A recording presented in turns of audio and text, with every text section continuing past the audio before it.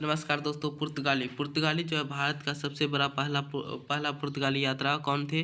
तो सबसे पहला पुर्तगाली यात्रा कौन थे? तो वास्को डी गामा थे। 1948 ईस्वी में आया था वास्को डी गामा 1948 को केप ऑफ गुड होप के होते हुए रास्ते के भारत आया था। यानी कि पुर्तगाली जो था वास्को डी गामा 1948 ईस्वी को Cape of the Good Hope होते होते के रास्ते भारत आया था। वास्को डी गामा पुर्तगाली शासक के प्रतिनिधि बनकर आया था। वास्को डी गामा पुर्तगाली शासक के क्या बन के आया था? तो प्रतिनिधि बन के आया था। वास्को डी गामा को भारत पहुंचने में मदद मजिद ने किया था। किसने किया था? अब्दुल मजीद ने किया था। डी गामा को भारत पहुंचने में मदद किसने किया था? अब्दुल मजीद ने किया था। राजा जोमेरियन ने वास्को डी गामा को कालीकट में स्वागत किया। कौन से राजा ने उसे स्वागत किया? तो जोमेरियन ने वास्को डी गामा को कालीकट में स्वागत किया। चलिए, वास्को डी गामा भारत में काली मिर्ची एवं मसाले लेकर गया, जिसमें से उन्होंने 60 गुना मुनाफा कमाया था। कितना कमाया था? 60 गुना मुनाफा कमाया था। चलिए आगे देखते हैं। 1500 ईस्वी में दूसरा पुर्तगाली यात्रा कैब्रेल आया था। 1500 ईस्वी में दूसरा पुर्तगाली यात्रा कौन आया था? कैब्रेल आया था।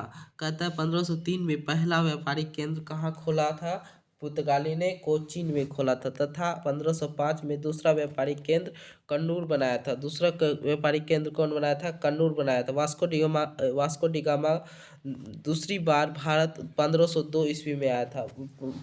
सबसे पहले कब आया था? सबसे पहले आया था आपका 1498 में। उसके बाद जब गया 60% मुनाफा कमाया। उसके बाद दूसरी बार आया 1502 ईस्वी में। कहता है पुर्तगाली भारत के हुगली में फैक्ट्री बनाया था। पुर्तगाली ने बंगाल के हुगली में फैक्ट्री बनाया था।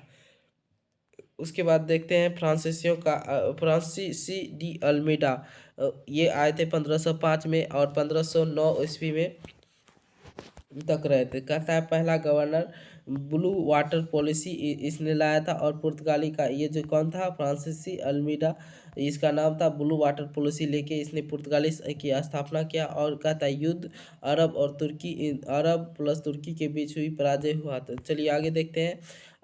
अल्बोर कर्क, कहता है 1509 से 1505। कहता है पुर्तगाली का वास्तविक संस्थापक किसे कहा जाता है? अल्बुकर्क को कहा जाता है। पुर्तगाली का वास्तविक संस्थापक कौन था? तो आदिल शाह से सेवा छीना गया था। आदिल शाह से किसे क्या छीना गया था? सेवा छीना गया था। उसके बाद पुर्तगाली का वास्तविक शासक था कौन था? अल्बुकर्क। उसके बाद कहता है सती प्रथा का अंत करने वाला कौन था? तो अल्बुकर्क था। कृष्णदेव राय से मिला, कौन मिला था? तो अल्बुकर्क मिला था। पुर्तगाली की बस्ती बसाया किसने बताया? तो अल्बुकर्क ने बताया। पुर्तगाली को बस्ती बसाया कौन बताया था? पुर्तगाली ने। कहता है गोवा में पहला चर्च बनाया था सेंट जेवेरियन ने बनाया था। पहला चर्च किसने बनाया था? सेंट जेवेरियन ने बनाया था। कोचीन का मुख्यालय कहाँ बनाया था? तो कोचीन में बनाया था। मुख्यालय इसका कहाँ था? कोचीन ने बनाया था। किसने बनाया था? अल्बुकर्क ने बनाया था। अल्बुकर्क ने बनाया था। उसके बाद आता है न्यूनो डी किन्हो, यानी कि उन्होंने पुर्तगाली की राजधानी कहाँ बनाया? गोवा बनाया। पुर्तगाली की राजधानी कहाँ बनाया था? गोवा। इन्होंने और बहादुर शाह के बीच कृष्णा बेसिन के लिए समझौता हुआ। इन्होंने पुर्तगाली का राजधानी गोवा बनाया और कुन्हों और बहादुर के बीच कृष्णा बेसिन के लिए समझौता हुआ। उन्होंने पुर्तगाली की राजधानी गोवा बनाया और कुन्हा और बहादुर शाह के बीच कृष्णा बेसिन के लिए समझौता हुआ। और उसके बाद बहादुर शाह समुद्र में गिरकर मर गया। बहादुर शाह समुद्र में गिरकर मर गया। चलिए, पुर्तगाली समुद्र के साम्राज्य को इस्तपे द इंडिया कहा जाता है। पुर्तगाली को क्या कहा जाता है? इस्तादे द इंडियन। पुर्तगाली समुद्रीय साम्राज्य को क्या कहा जाता है? इस्तादे द इंडियन कहा जाता है। पुर्तगाली समुद्र में आने के लिए किसी भी यात्री से कटचट या टैक्स लेते थे। क्या लेते थे? कहता है पुर्तगाली समुद्र में आने वाले किसी भी यात्री से क्या लेते थे, कर यानी टैक्स लेते थे। पुर्तगाली गवर्नर मार्टिन डुसिजा के साथ सेट जेवेलियर भारत आया था। पुर्तगाली गवर्नर मार्टिन डुसिजा के साथ कौन आया था, भारत आया था। चलिए आगे देखते हैं। पुर्तगाली ने सबसे पहले प्रिंटिंग प्रेस की स्थापना की। तंबाकू इसी के क्षेत्र में सबसे हुआ था। प्रिंटिंग प्रेस 1440 में बनाया गया था। चलिए आगे देखते हैं। तंबाकू का खेती करना शुरू किया और शकरकंद शुरू किया। चलिए आगे देखते हैं। कहता है पुर्तगाली की सत्ता भारत पर 1961 ईस्वी में 1961 ईस्वी के बाद समाप्त हो गया। पुर्तगाली का सत्ता भारत से 1961 ईस्वी के बाद समाप्त हो गया था। चलिए आगे देखते हैं। डच, पहले आया था पुर्तगाल, उसके बाद आया डच के बाद डच भारत आए थे। और न्यूजीलैंड हेरलैंड प्रथम उच्च डच यात्री हाउमेन भारत के पूर्वी क्षेत्र के समुद्र पहुंचे थे 1596 ईस्वी में। कब पहुंचे थे?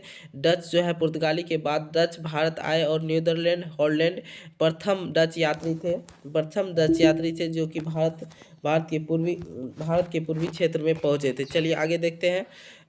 समुद्री यात्रा पहुंचे थे 1596 ईस्वी में। 1602 ईस्वी में डच ईस्ट इंडिया कंपनी की स्थापना हुई। 1602 ईस्वी में क्या स्थापना की गई? डच ईस्ट इंडिया कंपनी की स्थापना की। डच की पहला व्यापारिक कोठी मछलीपट्टनम था। कहता है डच का जो पहला व्यापारिक कोठी मछलीपट्टनम में हुआ। चलिए आगे देखते हैं। कहाँ खुला था?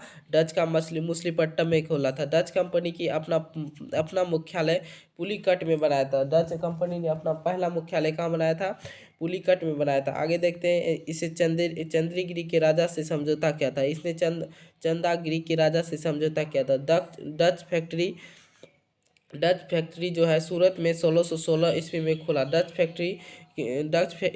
की फैक्ट्री सूरत में 1616 ईस्वी में खोला।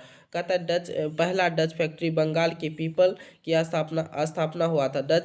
पहला डच फैक्ट्री बंगाल के पीपल की स्थापना हुआ था 1658 ईस्वी में। 1658 ईस्वी में डच कासिम बाजार में एवं पटना फैक्ट्री बनाया था। 1658 ईस्वी में डच कासिम बाजार में पटना में एक फैक्ट्री बनाया था। डच कपड़े के लिए कब बनाया था? 1658 ईस्वी में डच ने एक फैक्ट्री बनाया था कासिम बाजार में।